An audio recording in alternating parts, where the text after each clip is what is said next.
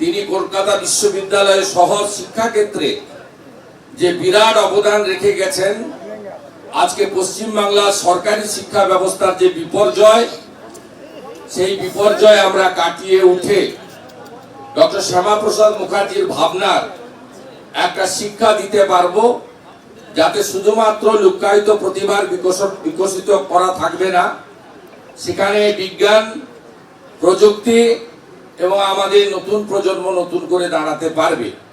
আমাদের লজ্জা লাগে, পশ্চিমবাংলার যে সরকার আছে তাদের আমলে ৮,২০০ বিদ্যালয় বন্ধ হয়েছে এবং আমরা বিধানসভার এমএলএরা অত্যন্ত মর্মাহত। প্রত্যেকটা সেশনে সরকারি বিদ্যালয় শিক্ষা নিয়ে আলোচনা হয় না। কখনো সত্যম রায়চৌধুরীর প্রাইভেট ইউনিভার্সিটি, কখনো মিরাজ শাহ প্রাইভেট ইউনিভার্সিটি, কখনো হর্ষ নেওটিয়ার প্রাইভেট ইউনিভার্সিটি, তার বিল অনুমোদিত হয়। ও এই সরকার যদি থাকে, ডক্টর শ্যামাপ্রসাদ মুখার্জির শিক্ষা কার্যত ওরা তুলে দিয়েছে। বাকি যেটুকু আছে আগামী দিনে সেই তার পঞ্চত্ব প্রাপ্তি এদের হাত দিয়েই ঘটবে।